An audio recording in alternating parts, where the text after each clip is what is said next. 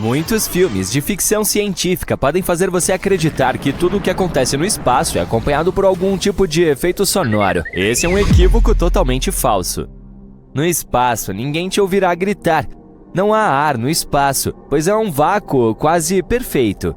E as ondas sonoras não viajam através do vácuo. Elas não podem alcançar seus tímpanos e fazê-los vibrar, enviando sinais ao cérebro. Mas isso é bom, especialmente para os astronautas em caminhadas espaciais. Se não fosse pela quietude espacial, eles seriam constantemente sobrecarregados pelo ruído das tempestades solares. Enormes explosões espaciais parecem muito impressionantes. Se elas são cientificamente possíveis ou não é outra questão.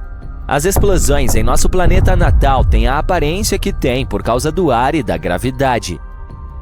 Veja bem, o ar funciona como um oxidante. A pressão externa faz com que tudo voe para o ar e depois caia de volta no chão.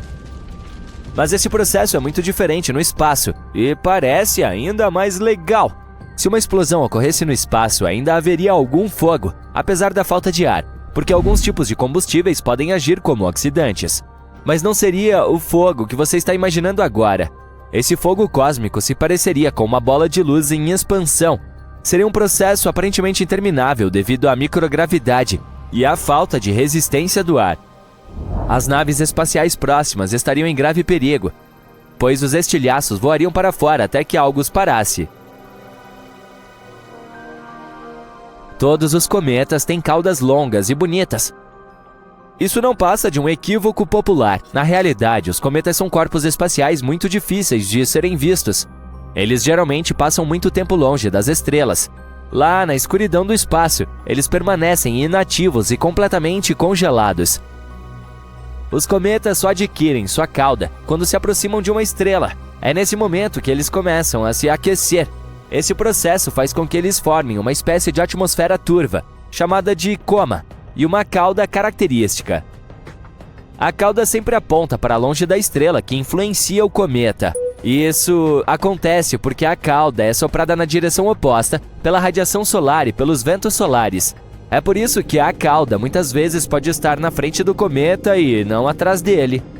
Os planetas internos e externos do Sistema Solar são separados pelo cinturão de asteroides, um anel de asteroides e outros detritos e objetos espaciais que orbitam ao redor do Sol. Ao criar filmes sobre o espaço, os cineastas se certificam de usar essa região de alguma forma. Geralmente, eles mostram o cinturão de asteroides como um lugar extremamente lotado, com densas nuvens de enormes rochas que você precisa atravessar com habilidade para chegar ao outro lado. Na realidade, se você olhasse para fora da sua nave espacial enquanto voasse para essa região do espaço, teria a sensação de estar olhando para o céu da Terra. Tudo isso por causa das enormes distâncias no espaço. Se você decidisse atravessar o cinturão de asteroides, haveria muita pouca chance de colisão com um objeto espacial. Os asteroides lá estão realmente espaçados e muito distantes uns dos outros. Dizem que os buracos negros são aspiradores de pó cósmicos gigantes e assustadores. Mas na realidade, os buracos negros são mais parecidos com armadilhas para moscas. Eles não procuram coisas para mastigar. Em vez disso, ficam parados lá fora de forma bastante passiva. Somente quando uma estrela ou qualquer outro objeto se aproxima demais é que o buraco negro entra em ação. Mesmo assim, somente os corpos espaciais que cruzam uma determinada fronteira são despedaçados. De fato, os buracos negros não são diferentes de qualquer outro corpo celeste, pois sua atração é diretamente proporcional à sua massa. Eles não podem engolir nada maior do que seu tamanho permite. Mesmo que o nosso Sol fosse de alguma forma substituído por um buraco negro tão maciço quanto ele, nada mudaria para a Terra ou qualquer outro planeta do Sistema Solar. Gravitacionalmente falando, é claro. As batalhas espaciais nos filmes geralmente envolvem o uso de lasers. Mas se você fosse ver essa luta de perto, provavelmente ficaria desapontado.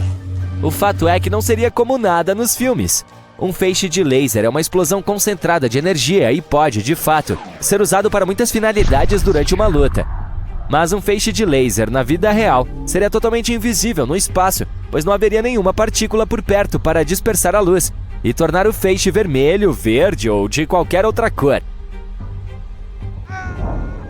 Um ser humano seria feito em pedaços se entrasse no espaço aberto sem um traje espacial. Bem, ao contrário da crença popular, tirar um traje espacial durante uma caminhada no espaço não seria tão traumático como geralmente é retratado nos filmes. Uma pessoa simplesmente perderia a consciência devido à falta de oxigênio após 15 segundos no espaço sideral sem proteção. Mas isso se essa pessoa expirasse a maior quantidade de ar possível. Caso contrário, esse oxigênio danificaria seus pulmões por dentro, fazendo com que ela entrasse em colapso. Depois disso, sem a proteção do traje espacial, a pressão dentro do corpo cairia, e isso causaria problemas ainda mais sérios. E embora essa pessoa definitivamente não fosse explodir, ela não gostaria de ficar do lado de fora por muito tempo. As pessoas geralmente acreditam que no espaço a gravidade é zero, daí a ausência de peso que os astronautas sentem na Estação Espacial Internacional. Mas isso não é exatamente verdade. A gravidade é uma das forças mais importantes que existem no universo. Graças a ela, a Lua orbita a Terra e o Sol não flutua para longe, para fora de nossa galáxia Via Láctea. Os astronautas na EEI experimentam de fato os efeitos da gravidade, mas isso não é algo completo, é microgravidade. A gravidade na estação espacial é apenas 10% mais fraca do que a sentida na superfície da Terra. Mas os astronautas estão constantemente em queda livre. A espaçonave, as pessoas em seu interior e todos os objetos a bordo continuam caindo para frente, não para baixo, mas ao redor do nosso planeta, seguindo uma órbita específica. E como todos estão caindo juntos, a tripulação e os objetos dentro dela parecem estar flutuando. É por isso que os astronautas podem mover coisas tão pesadas quanto centenas de quilos com as pontas dos dedos. E embora a microgravidade seja frequentemente chamada de gravidade zero, são coisas muito diferentes. Um ano-luz deve significar tempo, certo? Na verdade, não. Os anos-luz medem a distância. A definição da NASA de um ano-luz é a seguinte: a distância total que um feixe de luz movendo-se em linha reta percorre em um ano. E como a luz se move a uma velocidade de 300 mil km por segundo, um ano-luz equivale a 9,6 trilhões de quilômetros. Pode parecer que o Sol está sempre em chamas, pelo menos é o que parece nas fotos e nos filmes. Mas na realidade, nossa estrela é uma bola gigante de gás. As reações nucleares que ocorrem em seu núcleo o tempo todo fazem o Sol queimar. A cada segundo, centenas de milhões de toneladas de hidrogênio são convertidas em quase a mesma quantidade de hélio. Durante esse processo, grandes quantidades de energia são liberadas na forma de raios gama. Em seguida, esses raios se transformam em luz. Em outras palavras, o Sol emite uma luz ofuscante e um calor incrível, mas na verdade ele não está pegando fogo, pois não há oxigênio envolvido no processo. Acredita-se que a velocidade da luz seja a maior barreira para as pessoas quando se trata de viagens espaciais, e muitas vezes se pensa que ela é intransponível. Há muitas teorias sobre como seria atingir essa velocidade, mas nenhuma das equações explica como ultrapassá-la. Ainda assim, sabemos que pelo menos uma coisa no universo é mais rápida do que a velocidade da luz: a taxa de sua expansão. Sim, o universo está se expandindo mais rápido do que a velocidade da luz, deixando perplexos tanto os astrônomos quanto os observadores casuais do céu. Ou pelo menos podemos dizer isso em termos da velocidade de diferentes objetos, como galáxias distantes, em relação umas às outras. No momento, isso não é algo que os cientistas entendam bem. A taxa de expansão do universo também é proporcional à distância a qual algo está. Quanto mais longe estiver de nós, mais rápido estará se afastando. Mas apesar de ainda não entendermos a mecânica disso, temos nossa prova, mesmo que teórica até o momento, de que algumas partículas podem ser capazes de viajar mais rápido do que a velocidade da luz. Alguns cientistas acham que pode haver mais coisas no espaço, capazes de desafiar essa barreira de velocidade. Tudo o que precisamos fazer é encontrá-las. Pode haver outro universo, como uma imagem espelhada escura do nosso, onde o tempo flui ao contrário. Esse mundo invertido também pode ser a fonte da matéria escura, a substância invisível que está em todo o nosso universo. Também pode haver muitos outros universos, nos quais uma cópia exata de você acordou hoje de manhã, mas escolheu uma camiseta branca em vez de uma vermelha, o que o levou a uma trajetória de vida completamente diferente. Mas vamos começar com essa elusiva matéria escura. Ela compõe a maior parte da massa do universo, mas não temos certeza do que ela faz exatamente e de onde ela vem. Isso se deve ao fato de que ela não age como a matéria comum. Não podemos vê-la ou senti-la, apenas sabemos que ela existe por causa da forma como parece curvar a gravidade. Embora a matéria comum e a matéria escura sejam muito diferentes, elas parecem existir em um equilíbrio. Alguns cientistas até acham que isso deve estar relacionado de alguma forma. Uma nova teoria sugere que, para cada movimento da matéria normal, há uma versão espelhada dela no mundo da matéria escura, como uma ponte que conecta os dois mundos. Há uma estranha coincidência na matéria comum em que um nêutron e um próton têm quase o mesmo peso. Isso permite que eles se unam e tornem os átomos estáveis, fazendo com que tudo o que podemos ver com nossos olhos exista. Se os prótons fossem um pouco mais pesados, não haveria equilíbrio e os átomos não se formariam. No universo espelhado escuro, talvez as coisas acontecessem de forma diferente. Talvez lá o equivalente a um próton não se ligue a outras partículas, deixando para trás nêutrons solitários que poderiam ser a fonte da matéria escura. Essa teoria também sugere que a matéria escura pode ter sua própria química, como átomos escuros e uma tabela periódica escura. Durante muito tempo, os cientistas acreditaram que havia apenas um tipo de matéria escura.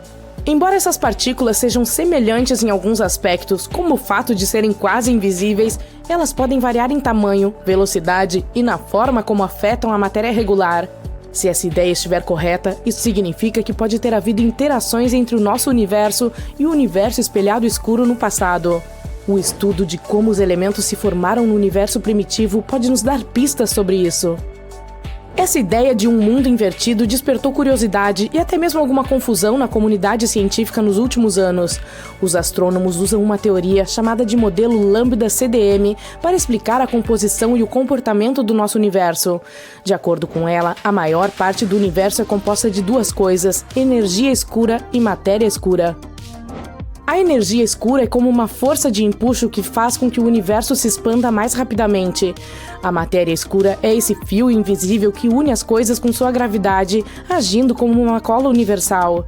Objetos regulares, como estrelas, planetas e cometas, constituem apenas uma pequena parte da mistura.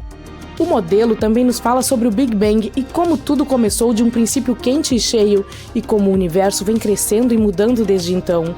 Embora esse modelo pareça estar correto em muitos aspectos, ele não explica todos os fenômenos cósmicos. Se você desenhasse esse modelo em um pedaço de papel, ele se pareceria com uma série de panquecas planas empilhadas umas sobre as outras. Cada uma das panquecas simboliza uma representação do universo em um determinado momento. O universo de ontem estaria abaixo do de hoje, mas seria uma panqueca um pouco menor. No final, você verá que a história do universo se assemelha a um cone gigante de cabeça para baixo, com a ponta minúscula sendo o Big Bang. Além desse ponto, não podemos ver mais longe no tempo com as ferramentas que temos, portanto, não sabemos o que está além. Para completar, ainda não temos certeza do que aconteceu imediatamente após o Big Bang. Mas se simplesmente aplicarmos a matemática, o universo poderá ir além desse ponto de inflexão histórico, o que poderia significar que ele se inverteria, criando um cone espelhado semelhante, no qual o tempo fluiria para trás, pelo menos na nossa perspectiva. Essa ideia alternativa não apenas desafia nossa compreensão das origens cósmicas, mas também levanta questões sobre princípios fundamentais da física. Toda a empolgação sobre um universo espelhado também veio do ANITA, um instrumento científico baseado na Antártica e suas descobertas. Esse dispositivo observou algumas partículas estranhas de alta energia que pareciam estar surgindo sob o gelo da Antártica. O problema com essas partículas é que elas não se comportavam de acordo com as leis da física. Os cientistas acreditam que elas são um tipo de raios cósmicos. Elas viajam do espaço, atravessam a Terra e voltam para o exterior. Mas as partículas que já conhecemos não deveriam se comportar dessa maneira. Isso porque as partículas de energia mais alta geralmente colidem com algo dentro da Terra e não saem do outro lado, como acontece com essas partículas. Elas parecem estar fazendo coisas tanto para frente quanto para trás. Por enquanto, não há provas concretas de um universo espelhado. Essas partículas podem ser simplesmente algumas que não foram descobertas antes, e os cientistas precisam estudá-las de perto para chegar a uma resposta definitiva sobre por que elas estão se comportando dessa maneira, mais ou menos como as crianças de 4 anos. Mas e se não houver apenas um outro universo, mas muitos outros? Esse conceito de multiverso vem de ideias como a teoria da inflação cósmica, que diz que nosso mundo teve essa rápida expansão em seus estágios iniciais. Embora a inflação cósmica tenha parado em nossa vizinhança há bilhões de anos, é provável que ela continue em outras regiões do multiverso, criando universos diferentes com suas próprias leis da física e características únicas. Nosso universo é o único que conhecemos que pode suportar a vida. Temos estrelas estáveis capazes de fornecer calor e aquecimento, por exemplo, o que é crucial para que as criaturas comecem a se movimentar. Temos também uma abundância de elementos como carbono e hidrogênio, dos quais também precisamos para existir. A hipótese do multiverso oferece uma explicação para o fato de o nosso universo apresentar condições tão favoráveis à vida. Ela pode explicar que existem inúmeros outros universos com condições variadas, o que torna menos provável a existência de vida em pelo menos um deles. Uma implicação fascinante da teoria do multiverso é a ideia de doppelgangers, as tais cópias exatas de indivíduos que existem em universos paralelos. Essa noção sugere que, na vasta extensão do multiverso, pode haver infinitos cenários em que versões idênticas de nós mesmos estejam vivenciando eventos semelhantes ao mesmo tempo. Antes de iniciarmos nossas viagens para universos totalmente diferentes, talvez ainda precisemos entender o nosso próprio. Existe essa galáxia, a AGC 1149050, por exemplo, longe de nós, que pode não ter matéria escura alguma. Ela está a cerca de 250 milhões de anos-luz de distância e parece normal à primeira vista. Mas se olharmos com atenção, parece que não encontraremos nenhuma matéria escura. Se for constatado que há mais galáxias como essa, isso poderá mudar nossa ideia sobre como as galáxias são formadas. Em geral, acredita-se que a matéria escura seja necessária para esse processo, agindo como a cola que mantém tudo unido. É verdade, porém, que essa galáxia peculiar é mais fraca e tem menos estrelas do que o normal. Quando foi descoberta pela primeira vez em 2019, os cientistas pensaram que ela poderia não ter matéria escura devido à velocidade com que girava. A velocidade de rotação de uma galáxia nos informa a quantidade de matéria que há nela. Ao comparar essa velocidade com o que podemos ver, os astrônomos podem calcular a quantidade de material extra, como a matéria escura, que deve estar lá. E nessa galáxia única, a matemática diz que não há nada. Entre todas essas teorias, há também uma que diz que a matéria escura pode não ser real. Esse novo estudo propõe que talvez estejamos procurando por algo que nem mesmo existe. Seus defensores acreditam que nossa compreensão da gravidade pode não ser boa o suficiente para explicar por que algumas galáxias se comportam de forma estranha. Assim, em vez de a matéria escura causar tais comportamentos estranhos, eles dizem que pode ser apenas o fato de não entendermos completamente como a matéria regular funciona. Eles baseiam essas descobertas em uma teoria chamada dinâmica newtoniana modificada, que sugere que a gravidade se comporta de forma diferente em distâncias muito grandes ou velocidades muito baixas. Na década de 1970, recebemos um sinal de rádio que durou mais de 1 minuto, e até hoje ninguém sabe o que era ou de onde vinha. Mas agora surgiu uma nova teoria. Será que o mistério pode finalmente ser resolvido? Em 1977, às 11h16 da noite, um telescópio em Ohio captou algo muito incomum no espaço. Era um sinal de rádio super curto, com apenas 72 segundos de duração. Era tão forte e estranho que o cientista que o encontrou escreveu "Uau" em tinta vermelha ao lado dele. É por isso que ele é chamado de sinal Uau. No espaço, o gás hidrogênio às vezes libera ondas de rádio, um tipo de radiação eletromagnética. Elas são emitidas em uma frequência específica, que é como uma assinatura exclusiva do hidrogênio. Isso nos ajuda a encontrar, identificar e estudá-lo. Graças a isso, notamos que a frequência do sinal Uau veio do mesmo lugar que esse gás. Mas isso não ajuda muito, pois ainda não temos ideia do que o emitiu. O que é ainda mais estranho é que o sinal só aconteceu uma vez. Embora tenhamos nos esforçado muito para ouvi-lo novamente, nunca conseguimos. E sem a repetição, ficou impossível dizer o que era. É difícil até mesmo obtermos a localização precisa porque o sinal teve vida curta. Depois de uma certa distância, é muito difícil dizer de onde estão vindo os diferentes sinais de rádio, e foi aí que as teorias começaram. Essa frequência específica em que o Uau estava é especial. Ela não está lotada com muitos outros sinais. É como encontrar um local silencioso em uma sala barulhenta.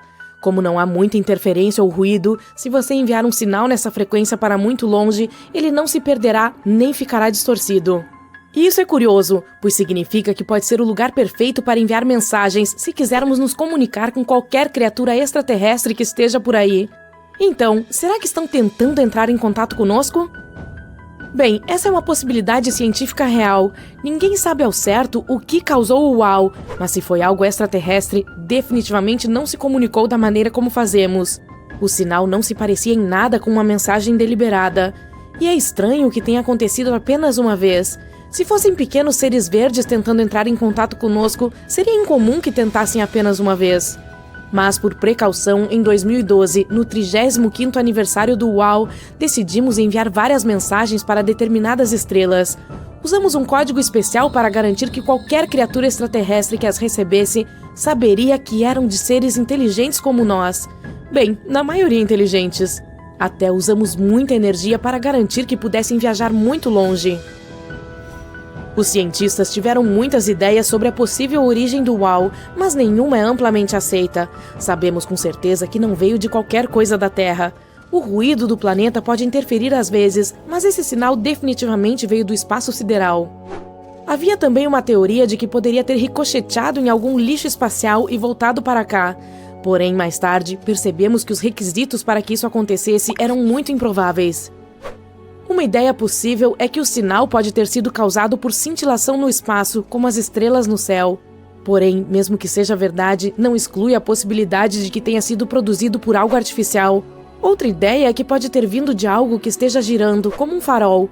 Quem sabe de um sinal que mudou sua frequência ao longo do tempo, ou apenas uma explosão única. Já se passaram 50 anos desde que ele foi captado. Mas recentemente surgiu uma nova ideia sobre sua origem.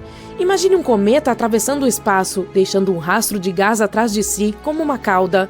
Essa pode ser a chave para entender o misterioso sinal de rádio que chamou a atenção dos astrônomos há tantos anos. Um deles observou o UAU e pensou que ele poderia estar conectado a um cometa chamado 266P/Christensen. Sim, é um nome grande. Esse cometa está a cerca de 1.800 anos-luz de distância e não era conhecido em 1977, quando o sinal foi detectado pela primeira vez. Mas agora poderia explicar as estranhas ondas de rádio. Os cometas podem emiti-las à medida que se aproximam do Sol. É como se os gases ao redor deles começassem a zumbir com energia. Esse ruído pode ser o motivo do UAU. Para testar essa teoria, usamos um radiotelescópio para ouvir as ondas de rádio de outros cometas. Descobrimos que alguns de fato as emitiam na mesma frequência do UAU.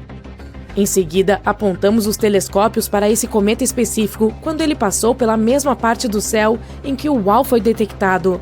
As ondas de rádio do cometa podiam coincidir com o famoso sinal. E embora o cometa não estivesse exatamente no mesmo local, estava próximo o suficiente para que tivéssemos a sensação de que estávamos no caminho certo. Também pode ter sido causado por nuvens de hidrogênio de dois cometas, o que mencionamos, e outro P/2008Y2. Quem escolhe esses nomes? Mas nem todos estão convencidos dessa ideia. Alguns dizem que a teoria sobre dois cometas causando o sinal não faz sentido, porque esses corpos espaciais não costumam emitir ondas de rádio da maneira necessária para explicar o UAU. Além disso, ele não se repetiu e ocorreu apenas uma vez, o que é estranho se for realmente um cometa que espalha seus gases em uma grande área, portanto o sinal teria permanecido por mais tempo. O telescópio usado para detectá-lo deveria tê-lo captado 2 vezes em um curto espaço de tempo, mas não foi o que aconteceu. Além disso, o cometa não teria saído da visão do telescópio tão rapidamente. Isso mostra que precisamos aprender mais sobre como e por que os cometas emitem essas ondas de rádio, especialmente na mesma frequência do UAU. Há muitos sinais misteriosos e interessantes no espaço. A maioria vem de eventos naturais, como algo chamado de rajadas rápidas de rádio. Essas explosões de energia são incrivelmente potentes e ocorrem em todo o céu, mas suas origens ainda não estão claras. Elas duram apenas uma fração de segundo. Talvez o telescópio tenha capturado apenas uma parte de uma dessas explosões. Há também um sinal estranho que estamos recebendo desde 2018. Na verdade, se repete a cada 22 minutos, mas apesar de nossos esforços, não conseguimos descobrir de onde vem.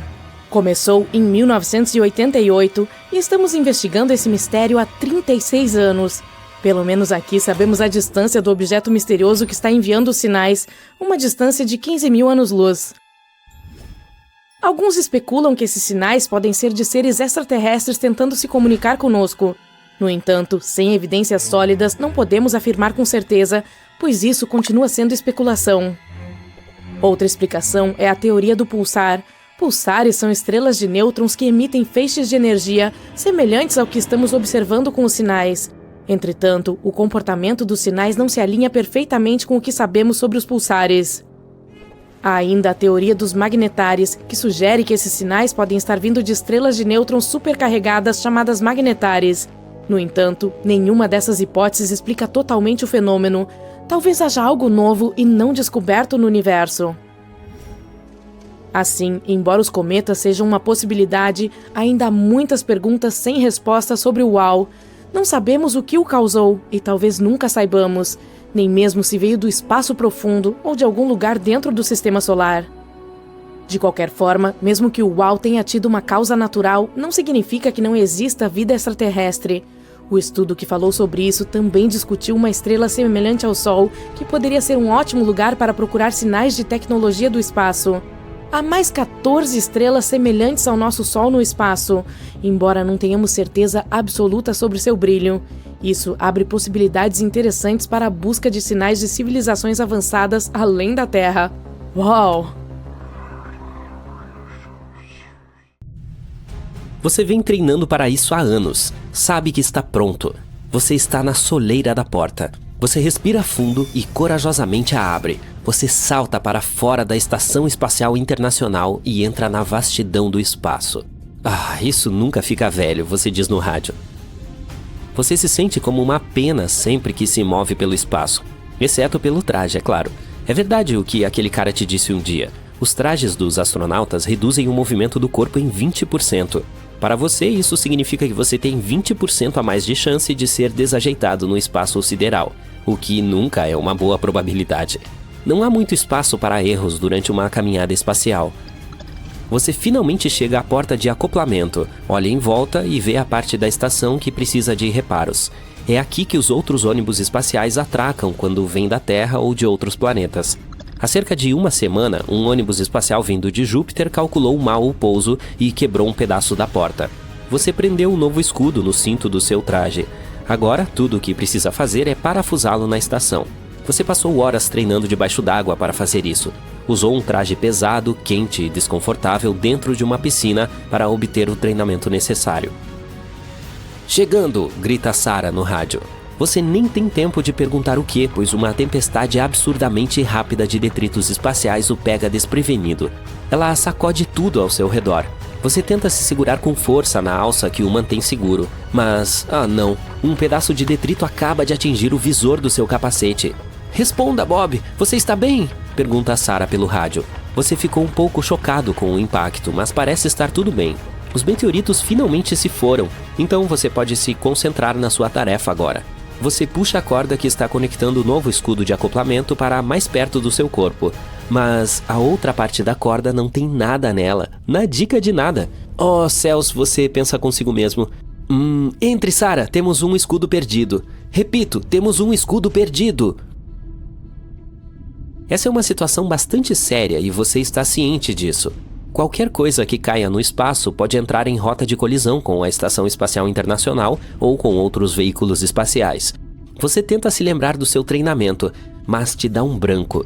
Isso é pior do que aquela vez em que você quebrou a jarra de cerâmica favorita da sua namorada. Sarah, a outra astronauta que está com você na nave, está gritando palavras no rádio. "Ah não, Bob, diga que isso não aconteceu. Isso é uma catástrofe total. Estou indo para o lado de fora." Você identifica o escudo sob a EI. Ele tem o tamanho de uma porta de carro de tamanho médio e está se movendo muito rápido. O que pode acontecer nesse cenário é o seguinte: o escudo poderia voltar para a Terra e entrar na atmosfera. Provavelmente pegaria fogo e se desintegraria no caminho para baixo. Mas de qualquer forma, isso faria com que a NASA e você ficassem muito mal vistos. A outra opção é que o escudo do tamanho de uma porta de carro ganhe impulso e entre em órbita até atingir a EI e você, por exemplo, ou algum satélite que esteja em uma órbita semelhante. A questão é a seguinte: se você já pensou que o espaço era um vazio infinito, essa parte está errada. Desde que diferentes países começaram a construir equipamentos fortes o suficiente para viajar no espaço, o espaço está mais lotado do que nunca. Não com pessoas, mas com satélites, asteroides e detritos espaciais. Você ficou surpreso quando soube que a Terra recebe chuvas de meteoritos todos os dias. Mas eles são tão pequenos que ninguém na superfície do planeta percebe. Eles geralmente se transformam em cinzas antes de atingir o solo. Mas isso não é tudo. O que acabou de acontecer com você nessa missão já aconteceu em várias outras missões anteriormente. Os astronautas seguidamente perdem coisas no espaço sideral, tanto que a NASA teve de criar uma divisão para rastrear e monitorar a órbita de todos os detritos que estão flutuando aleatoriamente por aí. Você não acreditou quando alguém te disse que há mais de 23 mil detritos do tamanho de uma bola de softball vagando pelo espaço. E se falarmos de objetos menores, esse número sobe para 500 mil. Quando você está prestes a se desamarrar e se aventurar perigosamente pelo espaço sideral sem nenhuma proteção, percebe que Sarah chegou antes de você.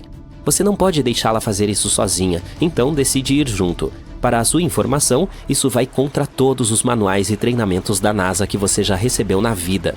Mas você pensa, se isso funciona em filmes de ficção científica, deve funcionar para nós.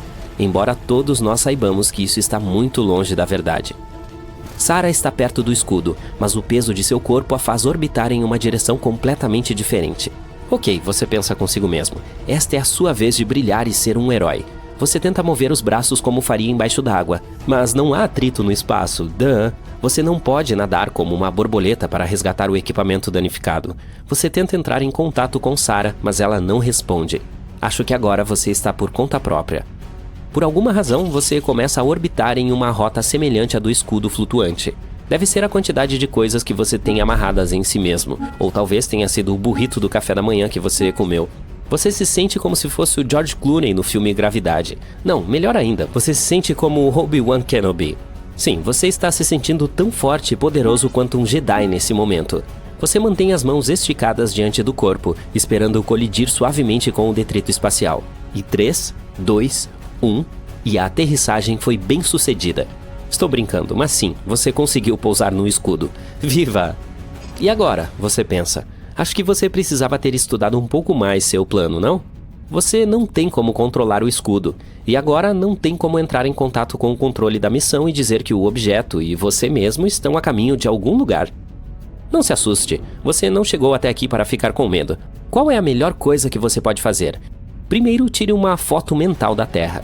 Daqui de cima, ela nunca decepciona. Depois, tente imaginar os possíveis cenários que poderiam acontecer na situação espacial em que você está. Seu peso corporal normal não seria suficiente para tirá-lo da órbita da Terra. No cenário hipotético em que isso acontecesse, você provavelmente seria aspirado para a órbita de Vênus e passaria um período bastante desagradável de sua vida em torno de um calor imenso. Embora na mitologia grega Vênus represente o amor, não há nada de adorável em orbitar próximo a esse planeta, e você sabe disso. Se você chegasse muito perto, seu traje espacial nunca seria capaz de suportar o calor. Ele só é feito para suportar temperaturas de no máximo aproximadamente 120 graus Celsius, no máximo, e a atmosfera de Vênus pode aquecer até 370 graus Celsius. Mas honestamente, o pior cenário é muito mais simples do que isso. Seu traje espacial pode decidir afogar seus ouvidos, nariz e boca em água. Sim, isso já aconteceu em caminhadas espaciais anteriores à sua. Veja bem, para manter seu traje espacial frio, o traje depende de um galão de água que compõe um sistema de resfriamento. Esse sistema, que deve enviar ar reciclado para a parte de trás do capacete, às vezes vaza. E como você está encalhado no meio do nada, não tem para onde ir. Mas espere, o que é aquilo que está surgindo no horizonte? É um ônibus espacial modular. Você tenta gritar, mas ninguém consegue ouvi-lo fora do capacete. Você acena com as mãos. Ah, mas ele está vindo em sua direção. Finalmente, demorou mais do que eu imaginava para te encontrar, disse Sarah. Aparentemente ela voltou para a estação espacial bem a tempo de pegá-lo antes que você se tornasse definitivamente um desgarrado. Acho que vou perder alguns pontos de astronauta por essa pequena desventura, não é? Você diz. E sim, você definitivamente perderá. Olá, caçador de mitos. Hoje estamos desmascarando alguns espaciais clássicos. Suba na próxima nave e vamos desvendar essas histórias de uma vez por todas. Imagine o seguinte: você está flutuando sem peso no espaço, tomando uma xícara de delicioso chocolate quente, quando um pensamento peculiar surge em sua cabeça. É possível gritar ali? E se sim, alguém ouviria? Se você assistiu ao filme Alien, sabe a resposta para essa pergunta. Não é possível escutar sons no espaço sideral. Não é que eles não existam, é só que não é possível ouvi-los. Não há ninguém melhor para esclarecer esse mito do que Chris Hadfield. Ele participou de algumas caminhadas espaciais durante sua vida como astronauta. E quando se está ali, naquela escuridão total, não se pode ouvir nada, a não ser o silêncio. silêncio total. Mas ei, logo ali na esquina há uma enorme bola de explosão, também conhecida como o Sol. Só não podemos ouvir isso acontecendo porque não há meio para o som viajar. No entanto, seria bastante desconfortável para um astronauta se ele pudesse captar todos os ruídos que acontecem à sua volta. Agora, imagine que você está voando pelo espaço sentindo-se como um super-herói futurista, quando uma estrela cadente passa ao seu lado. Mas espere, é realmente uma estrela? Infelizmente não se trata de uma de fato, e sim de uma pequena rocha conhecida como meteoroide, que entra na atmosfera da Terra e cria um impressionante show de luzes. E já que estamos desmascarando mitos, vamos direto para outro. Você provavelmente já ouviu falar que os meteoros só se chocam com a Terra em ocasiões extremamente raras, como uma vez a cada apocalipse de extinção de dinossauros. Isso não é verdade.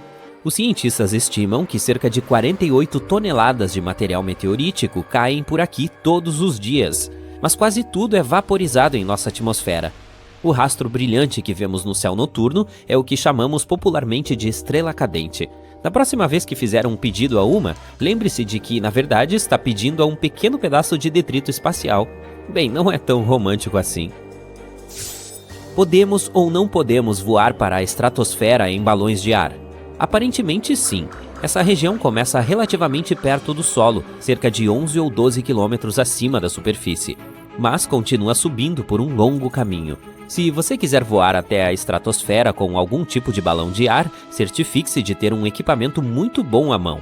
Para isso, precisará de um traje especial e de alguns dispositivos de respiração, pois o ar começa a ficar muito rarefeito à medida que se vai mais alto. É claro que, se for até lá em cima, precisará tirar uma foto da curvatura da Terra. Portanto, leve alguns suportes de peitoral onde possa colocar uma câmera especial ou algo parecido.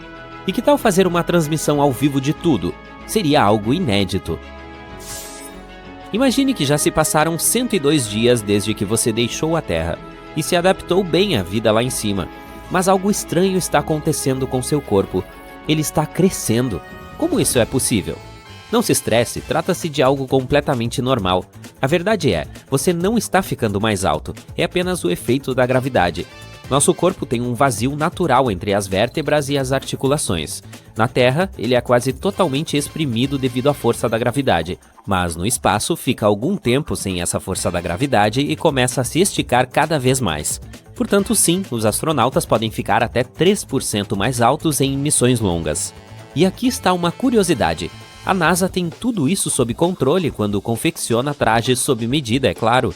Dessa forma, os astronautas sempre terão uma folga extra em suas roupas. Quando eles voltarem à Terra, o efeito antigravitacional passará, então talvez passem alguns dias usando calças capri até que as peças se encaixem perfeitamente em seus corpos novamente. Nunca imaginei uma porta de avião se abrindo em pleno voo e um grupo de passageiros sendo sugado para a atmosfera como penas voadoras. Bem, aposto que você já teve pensamentos assim ao entrar em uma aeronave. Agora pense se isso acontecesse no espaço sideral. O conhecimento comum diz que se alguém for sugado para fora de uma câmara de vácuo, será queimado até ficar crocante. Prepare-se, pois isso não é apenas verdade, mas a realidade é muito pior. De acordo com o astronauta Chris Hadfield, a parte do corpo à sombra do Sol sofreria com temperaturas de menos 250 graus, enquanto a parte que recebe a luz solar queimaria a cerca de 248 graus. Os pulmões entrariam em colapso e o sangue começaria a ferver como água para chá. Assim, a pessoa queimaria, congelaria, perderia a capacidade de respirar e ferveria. Que horror! Quantas vezes você já ouviu falar que os astronautas precisam se exercitar a cada segundo do dia para não desmaiarem? Isso é um completo mito. Lembra que falamos sobre a gravidade anteriormente? Devido à falta dela no espaço, o corpo não precisa fazer nenhum trabalho pesado. O torso não tem a necessidade de sustentar o peso da cabeça, e não é preciso fazer nenhum esforço para mover as pernas, porque, basicamente, não há como andar lá em cima. Agora imagine viver assim por 6 meses, ou até mesmo um ano. Os músculos poderiam se transformar em gelatina. É por isso que os astronautas se exercitam. Eles se amarram e correm em uma esteira, ou fazem levantamento de peso em uma máquina especial. Dessa forma, os músculos não sentirão muito a falta de gravidade. E também é necessário se manter hidratado. Sabe de uma coisa? Se eu fosse um astronauta, perguntaria à NASA se poderia levar minha garrafinha de água lá pra cima comigo. Você provavelmente já ouviu falar que o espaço tem cheiro de bife queimado, ou molho barbecue. Agora, por mais que isso pareça absurdo, esse mito é mais verdadeiro do que falso. Os astronautas obviamente não conseguem sentir o cheiro quando estão lá em cima, porque não podem tirar os capacetes. Eles geralmente sentem o odor quando um veículo espacial atraca e então abrem a escotilha. Aparentemente, o que causa esse cheiro é a presença de hidrocarbonetos. Quem poderia imaginar, hein? Ei, já que você é inteligente, deixa eu te fazer uma pergunta. Você realmente acredita que se os astronautas voarem na velocidade da luz, eles não envelhecerão um único segundo? Eu sabia que sua resposta seria não. Vamos esclarecer algumas coisas. Em primeiro lugar, ainda não descobrimos como operar veículos na velocidade da luz. Isso exigiria uma quantidade imensa de energia, e não temos a tecnologia para fazer isso. Em segundo lugar, mesmo que conseguíssemos enviar um ser humano em uma espaçonave que viajasse na velocidade da luz, essa pessoa ainda envelheceria, e de forma diferente das que permaneceram na Terra. Isso é um fato. Mas ainda assim envelheceria. Você realmente acha que existe algo como a imortalidade? Não. Se viu Avatar 1, certamente se lembra que os humanos só conseguiram chegar a Pandora porque viajaram em criogenia. Em outras palavras, tiveram os corpos congelados, foram colocados em uma cama criogênica e viajaram por anos sem envelhecer. Sim, parece incrível, mas ainda assim não temos a tecnologia para tanto. Nossos corpos são feitos principalmente de água, certo? E quando ela é congelada, se expande. É por isso que você nunca deve deixar latas de refrigerante esquecidas no freezer. Atualmente, se congelássemos o corpo de alguém, a água dentro se expandiria, danificando tecidos e órgãos. Portanto, não podemos entrar em sono criogênico para fazer viagens interestelares. Pelo menos por enquanto. Aqui está uma ideia maluca. O que aconteceria se um astronauta levasse um drone em uma de suas caminhadas espaciais? A menos que seja um projeto pela NASA, talvez ele congele e queime, como ocorreria se os humanos fossem para o espaço sem um traje. Mas não custa sonhar, certo? Seu sonho de infância está se tornando realidade. Você foi selecionado como um dos voluntários para ir ao espaço como turista. É hora de fazer as malas. É preciso verificar a companhia aérea e, risque isso, as restrições de bagagem da nave espacial. E acredite, as regras das companhias aéreas de baixo custo na Terra não são nada comparadas com o que se deve e o que não se deve fazer na Estação Espacial Internacional. Uma missão regular na ISS dura 6 meses. Portanto, qualquer nave que vá até ela leva suprimentos para os astronautas que já estão lá. E não se trata apenas de alguns materiais vitais para manter a missão funcionando, mas também de pacotes de cuidados para a tripulação. Esses pacotes têm o objetivo de tornar a vida entre as estrelas mais confortável e incluem algo agradável da casa dos membros da tripulação ou da equipe de apoio. Há um limite de peso de cerca de 5 quilos e o tamanho da embalagem é de 23 por 41 centímetros. Alimentos podem estar dentro, mas qualquer coisa que possa produzir migalhas não é bem-vinda. Perfumes, loções pós-barba, enxaguantes bucais e qualquer coisa em latas pressurizadas, como creme de barbear, não são permitidos. E caso esteja se perguntando, videogames não podem estar no pacote de cuidados com a tripulação. Pode haver alguns problemas com as baterias lá em cima. Então nada de videogames por meses. Talvez eu reconsidere minha carreira de astronauta. As roupas podem ir, mas somente se forem 100% de algodão. Outra coisa que decola com a nave é um kit de voo oficial. Ele tem cerca de 54 quilos de bandeiras, adesivos e outros produtos.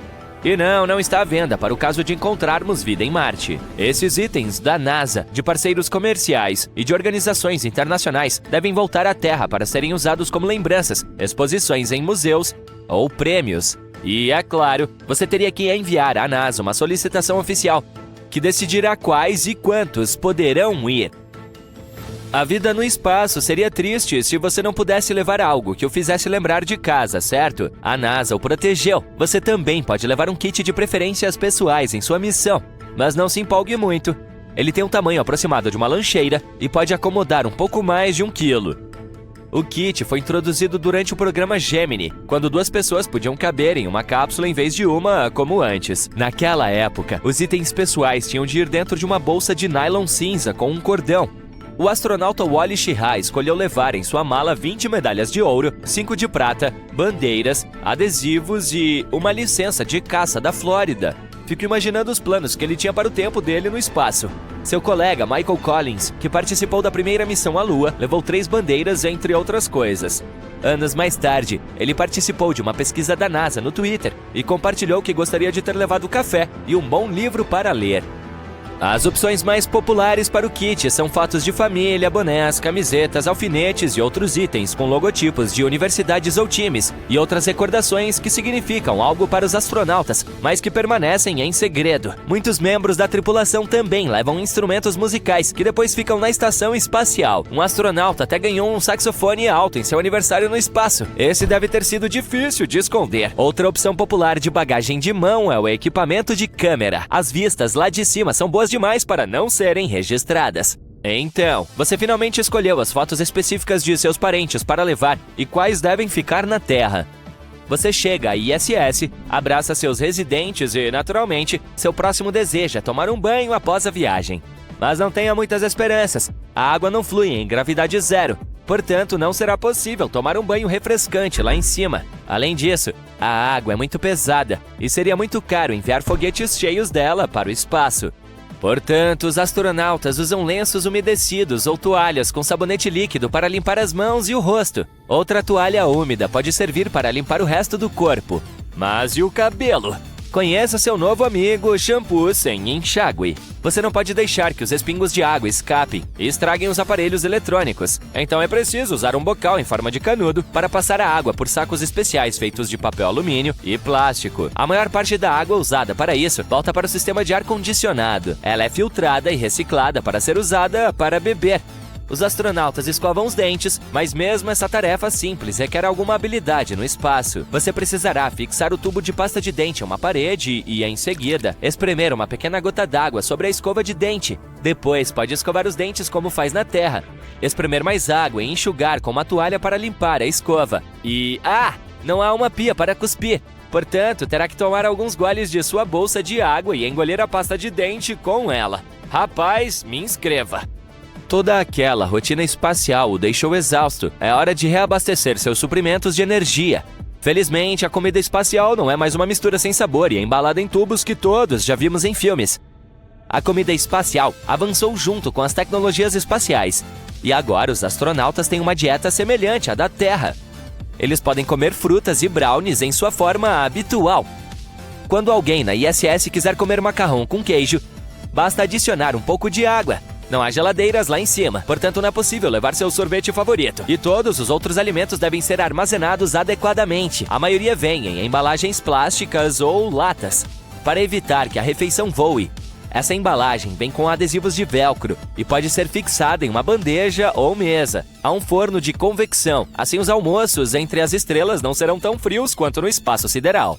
Os astronautas recebem 3 refeições por dia e os nutricionistas se certificam de que todas sejam bem balanceadas. Você pode escolher entre café, chá, suco de laranja, ponches de frutas e limonada quando sentir sede. As bebidas com gás não efervescem em queda livre, então você não pode levar refrigerante. Há ketchup, mostarda e maionese para apimentar a dieta, mas o sal e a pimenta só vêm em forma líquida. Caso contrário, entupiriam as saídas de ar e outros equipamentos ou ficariam presos nos olhos, bocas ou narizes dos astronautas.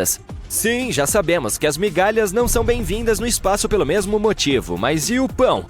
Uma opção para substituí-lo são as tortilhas. Outra é levar um sanduíche escondido em sua nave espacial, sem que ninguém saiba. John Young tentou fazer isso uma vez, mas as migalhas foram um desastre e ele não pôde saborear seu sanduíche de carne enlatada. Você também pode esperar que os cientistas encontrem uma solução. Eles estão trabalhando nisso há algum tempo. Uma empresa alemã chamada Baking Space se uniu ao Centro Aeroespacial Alemão e a um grupo de pesquisadores para criar a massa perfeita e encontrar uma maneira de assá-la no espaço. Seria necessário um forno especial e a superfície não deveria aquecer acima de uma determinada temperatura. Até agora, os astronautas conseguiram assar biscoitos com sucesso na ISS. Demorou muito mais do que em uma cozinha comum, mas o resultado valeu a espera. A estação inteira ficou com cheiro de biscoito. Por falar em odores, eles podem permanecer por anos em uma estação espacial e você não pode simplesmente abrir a janela e arejar o ambiente. Dessa maneira, mesmo um material não tóxico pode liberar cheiros que podem atrapalhar o trabalho dos astronautas ou até mesmo deixá-los doentes e colocar a missão em risco. É por isso que a NASA tem seu próprio chefe farejador, também conhecido como Nostradamus. Seu trabalho é cheirar todos os objetos que estarão na zona habitável da ISS. Você mal pode esperar para registrar em um diário tudo o que aprendeu. Pena que os lápis não sejam bem-vindos no espaço.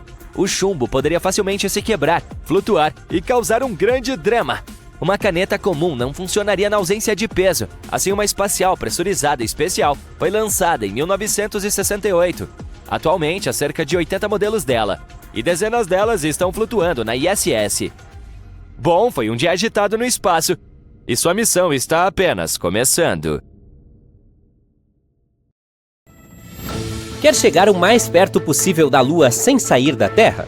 Fácil! Pegue um avião para o Equador e escale o Monte Chimborazo. Eu sei, pode parecer estranho, mas me ouça.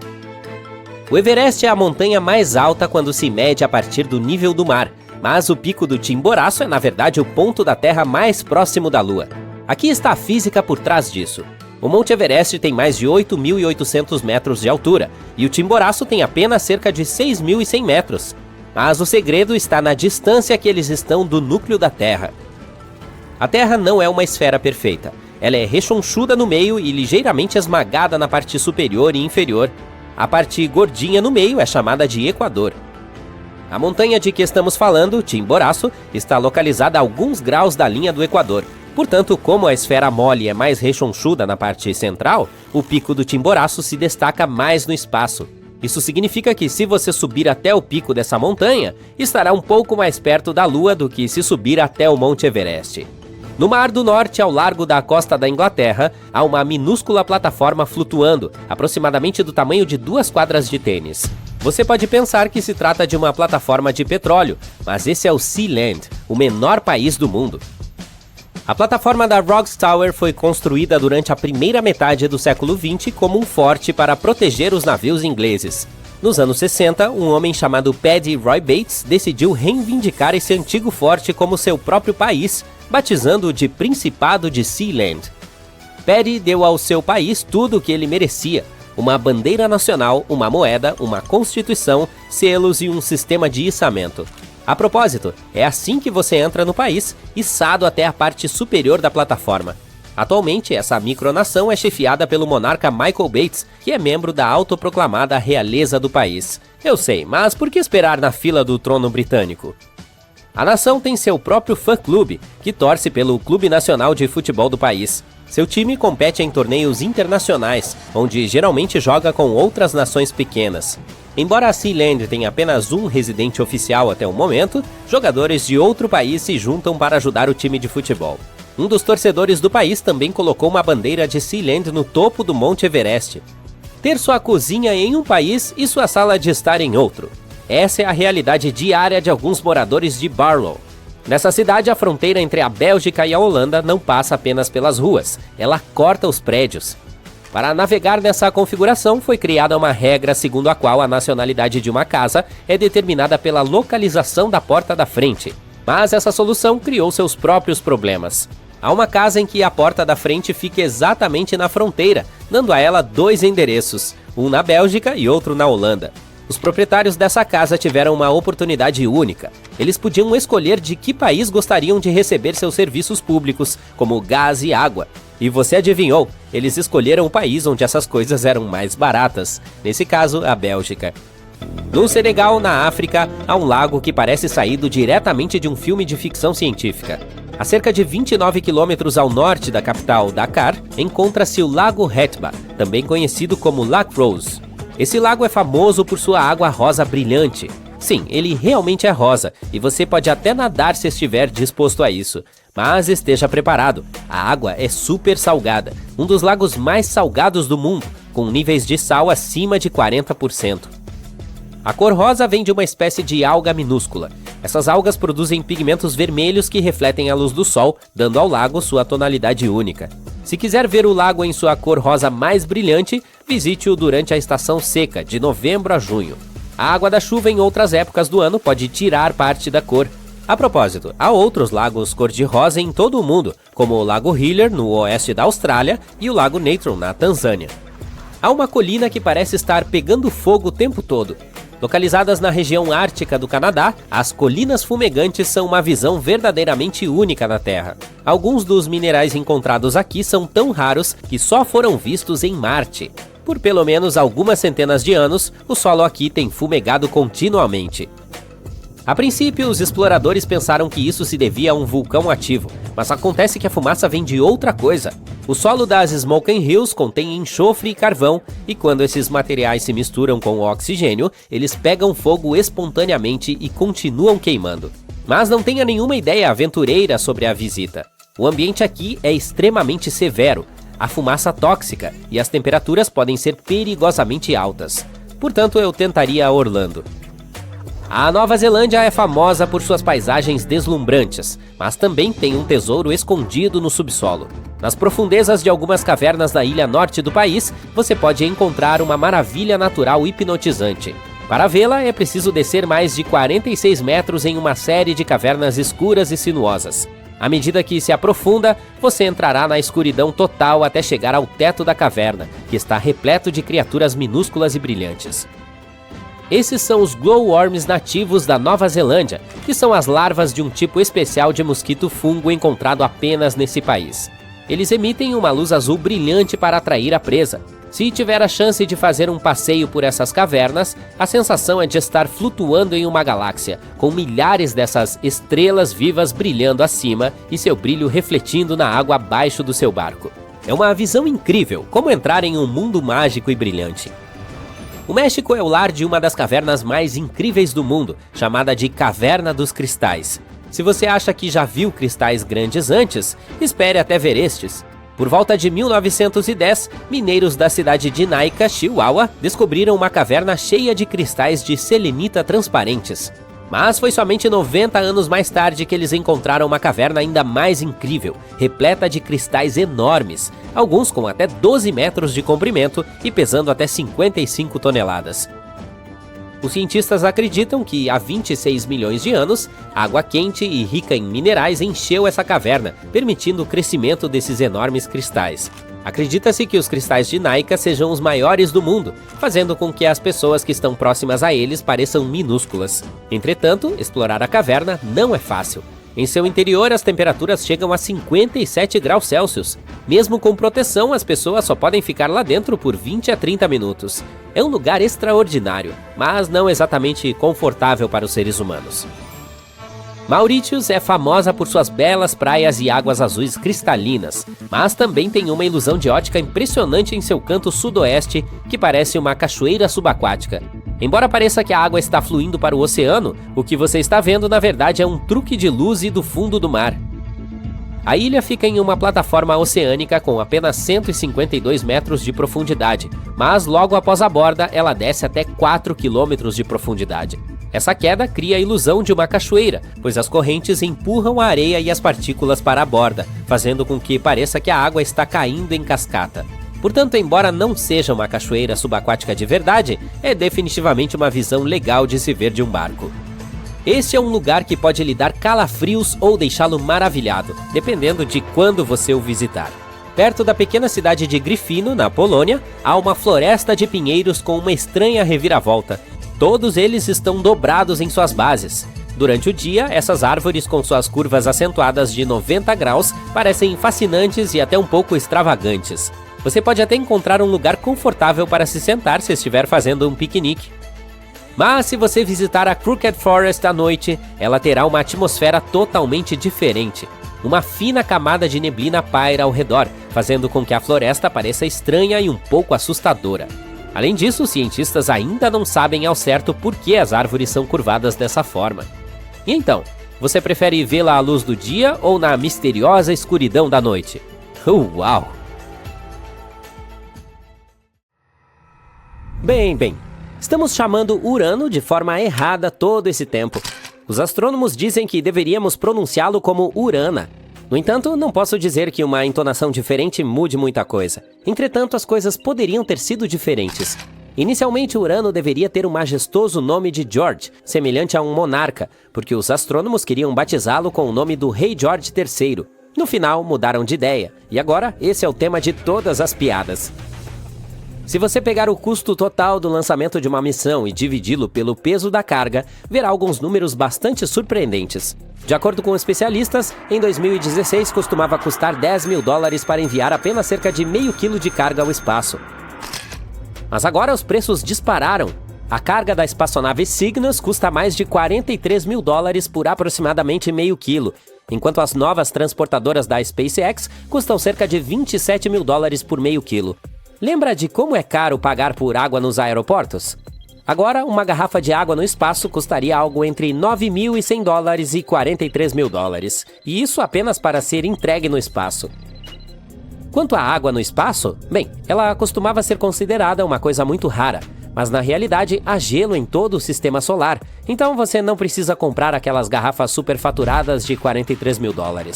Ela está presente em cometas, asteroides e até mesmo crateras difíceis de serem vistas em Mercúrio e na Lua.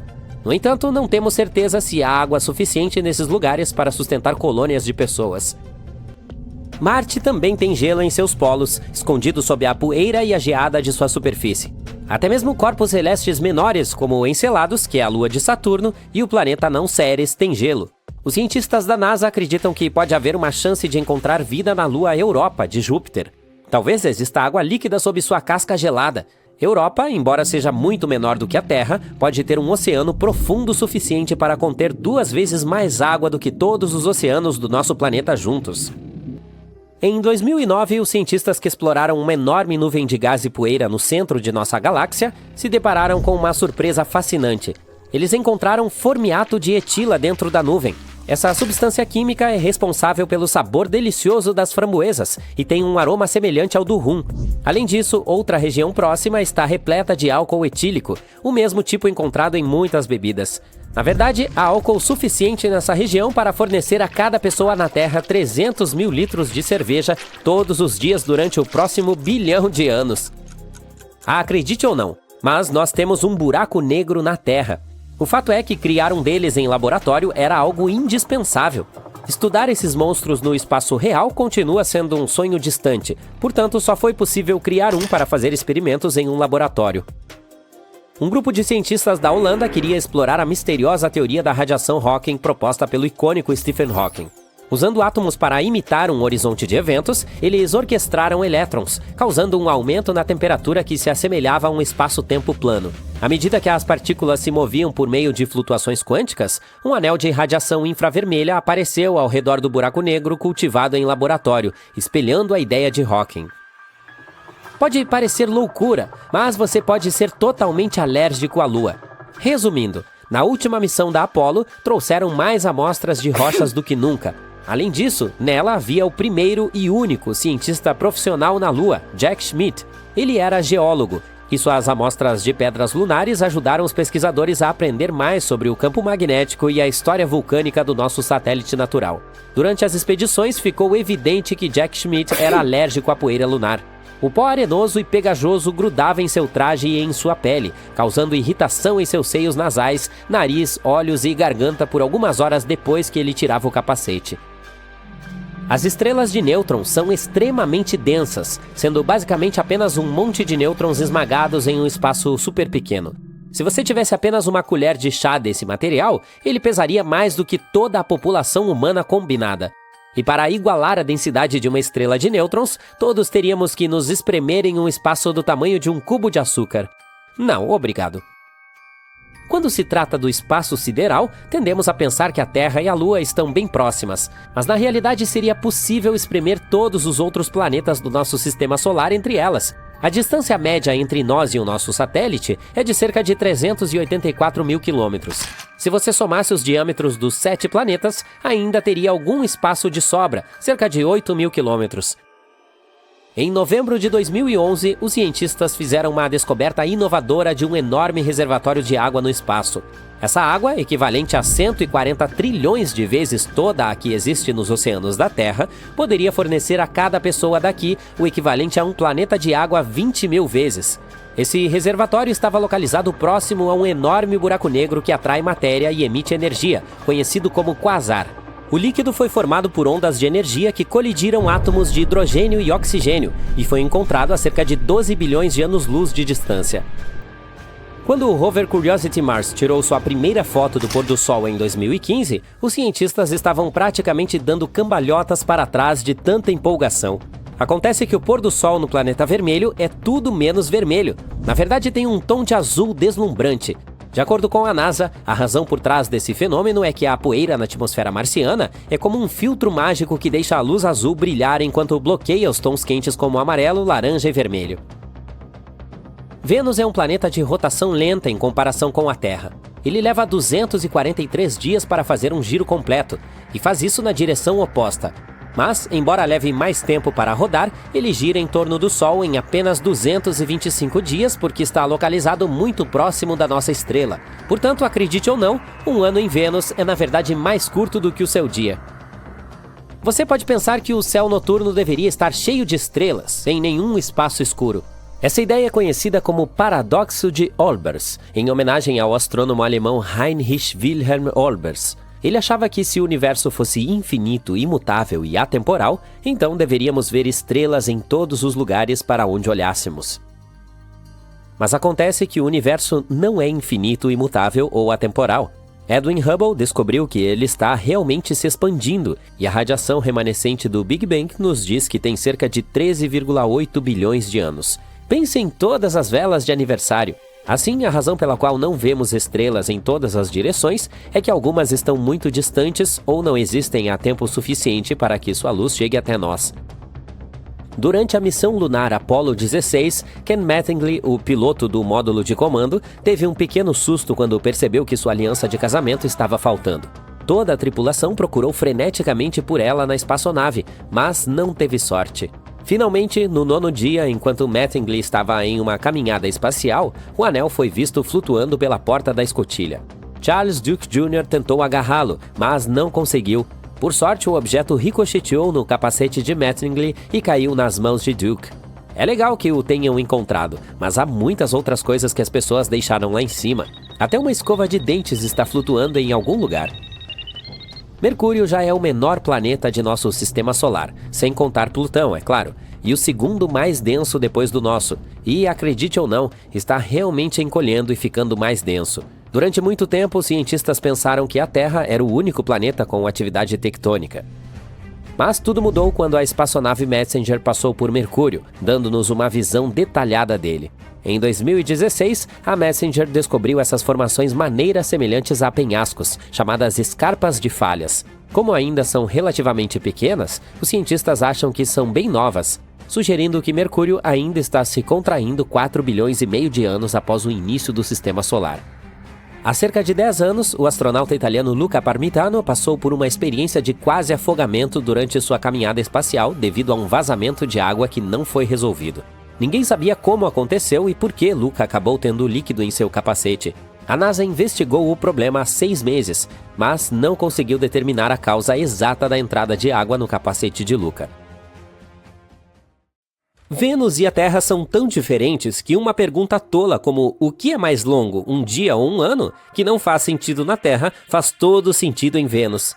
Um dia em Vênus é realmente mais longo do que um ano. Se colocarmos isso na perspectiva da Terra, um dia em Vênus equivaleria a 243 dias terrestres, enquanto um ano duraria apenas cerca de 225 dias. Então é como se seu aniversário fosse todo dia.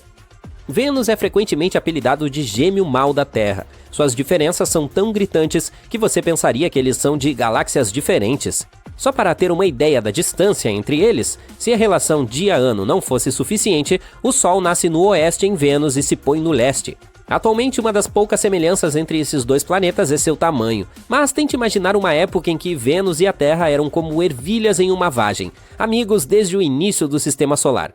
Vênus costumava ser uma festa. Os cientistas da NASA acreditavam que Vênus pode até ter abrigado um oceano de água líquida e temperaturas de superfície que poderiam ter acolhido a vida por até 2 bilhões de anos. Mas a história de Vênus nos dias atuais é diferente.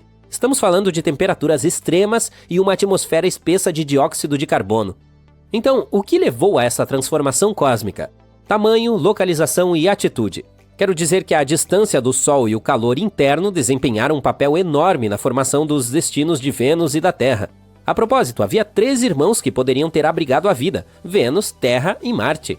Imagine 3 cupcakes em um forno. Quando estavam totalmente assados, foram retirados do forno.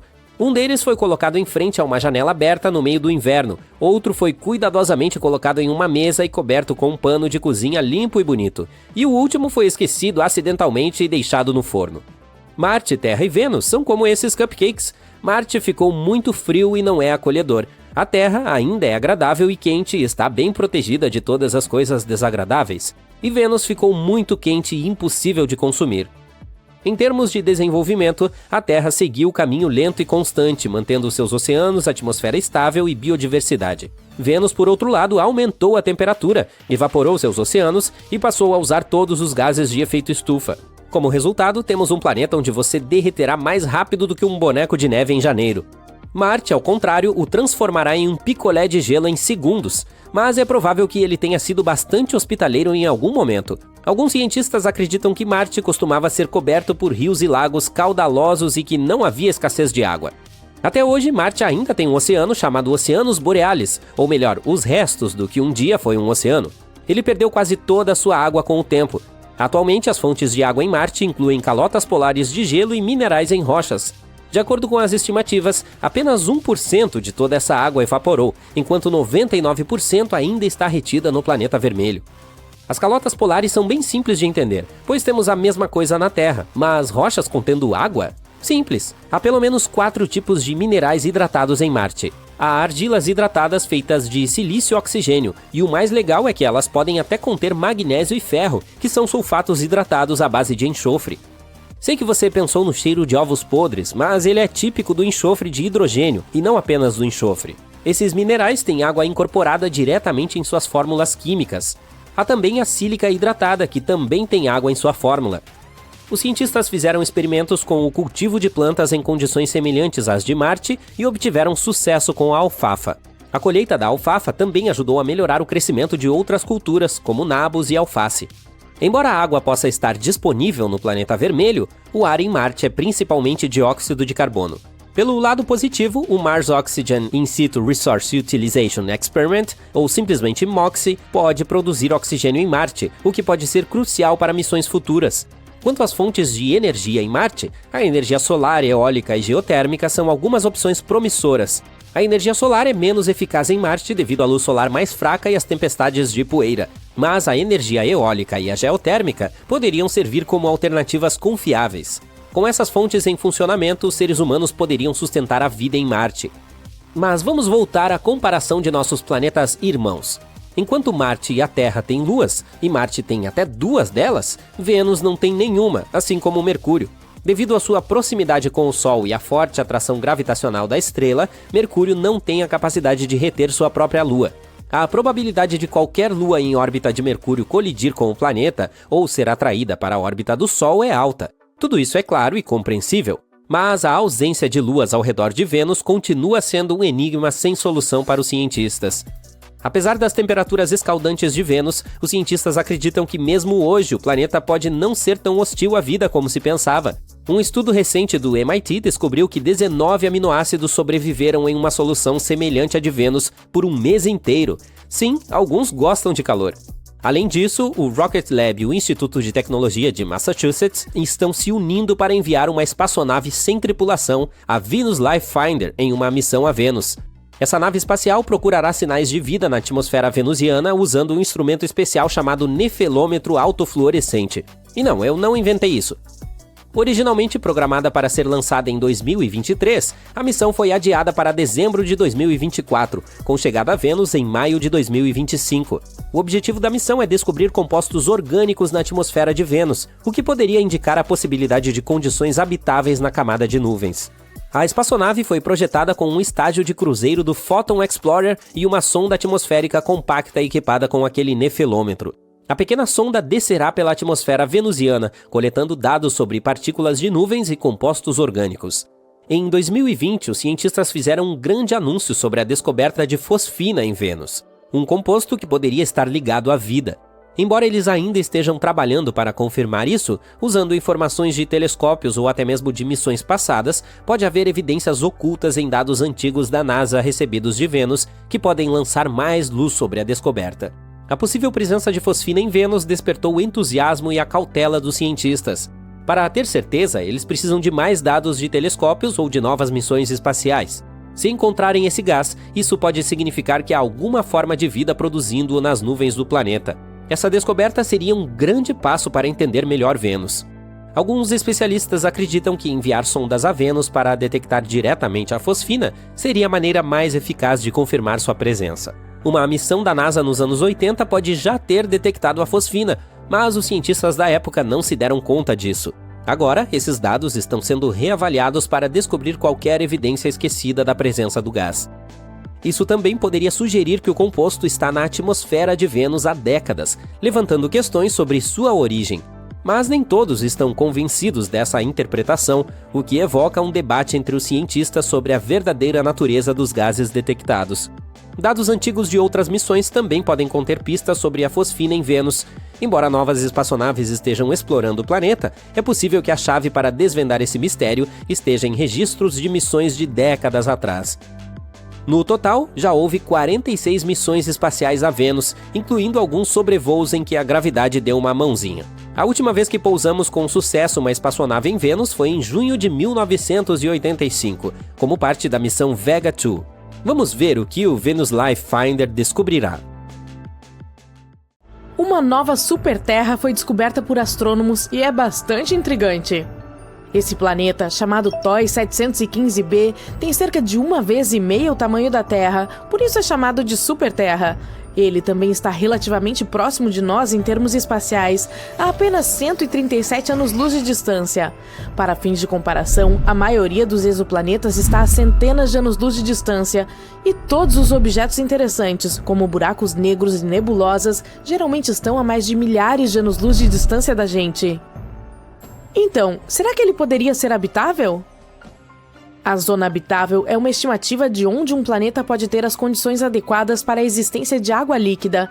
É o que chamamos de uma certa distância da estrela, onde as temperaturas do planeta devem ser razoáveis e a água deve permanecer líquida em sua superfície. Não é muito precisa porque depende de vários fatores, como o tipo de estrela, o grau de reflexão do planeta, seu tamanho, dentre outras coisas. Além disso, o simples fato de estar nessa zona não é suficiente para que a água realmente esteja lá. O planeta também precisa ter o tipo certo de atmosfera e algumas outras coisas.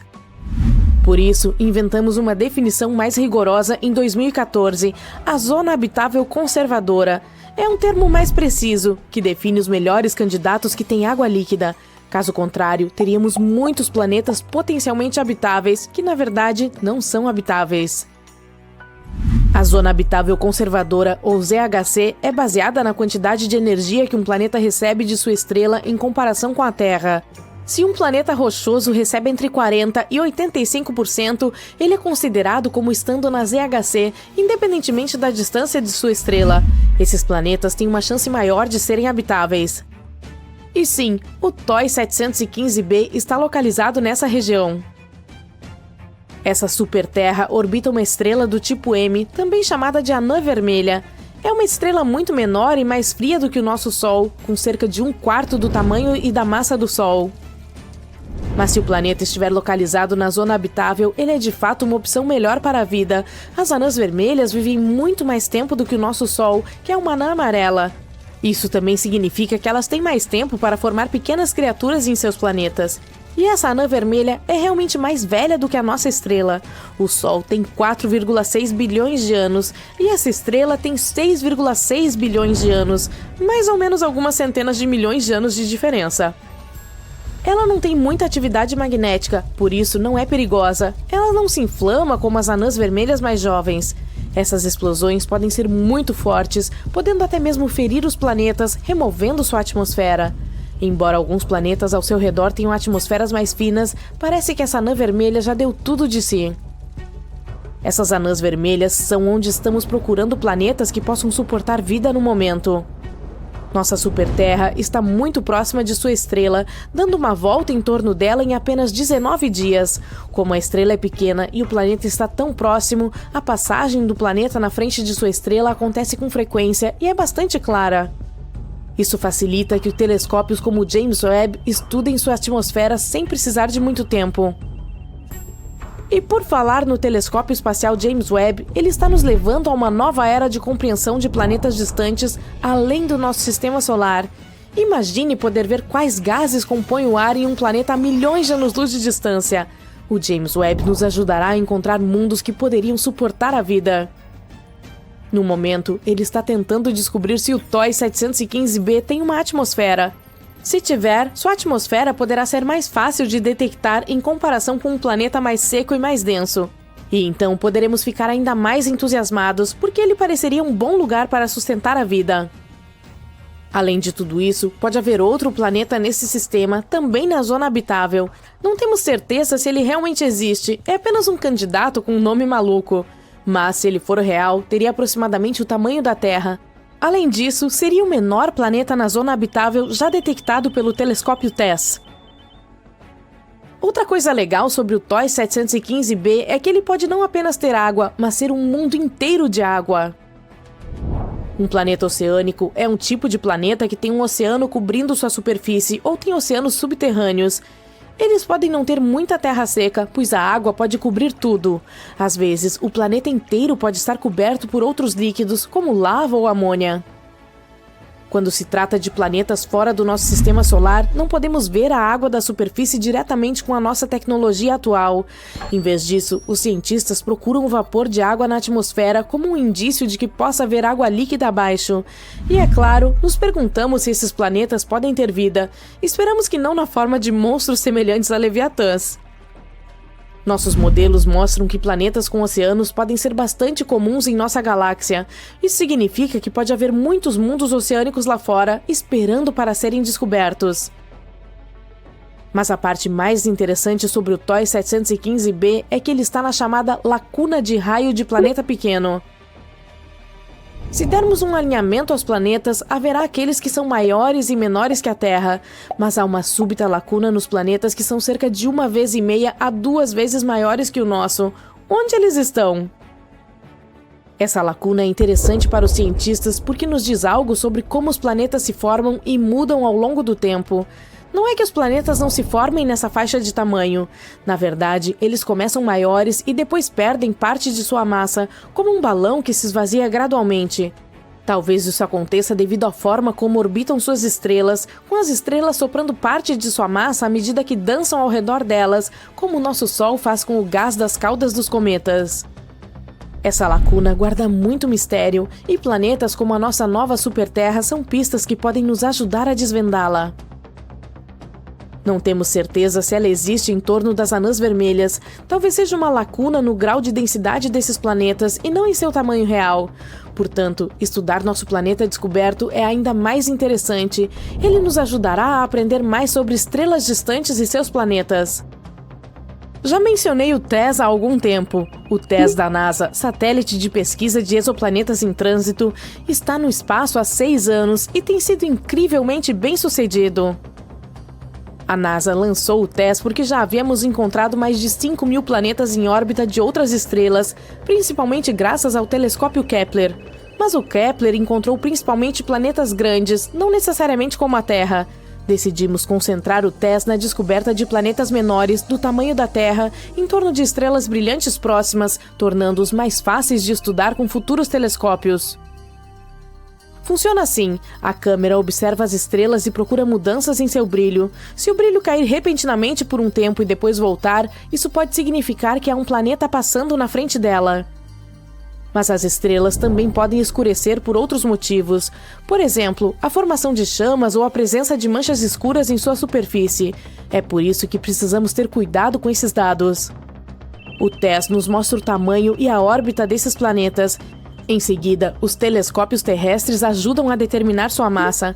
Com esses 3 parâmetros, podemos descobrir do que os planetas são feitos e se são rochosos como a Terra ou gasosos como Júpiter. Sim, é melhor evitar Júpiter depois de uma noite de taco. Um exemplo das descobertas do TESS foi o sistema TOI 700. Lá, ele descobriu o primeiro planeta semelhante à Terra. Esse exoplaneta também orbitava uma anã vermelha e está ainda mais próximo de nós, a cerca de 100 anos-luz de distância. Infelizmente, é improvável que seja habitável porque as temperaturas lá são malucas. Outra grande descoberta foi feita no sistema AU Microscope. O TESS detectou um planeta com cerca de 4 vezes o tamanho da Terra e outro com quase 3 vezes o tamanho da Terra. Esse sistema se tornou uma área importante para estudar como as estrelas e os planetas se formam e mudam com o tempo. O TESS também detectou uma variedade de outras descobertas interessantes, incluindo supernovas, mundos quentes e assim por diante. E, ao entrar em seu 6º ano, só podemos esperar mais descobertas interessantes.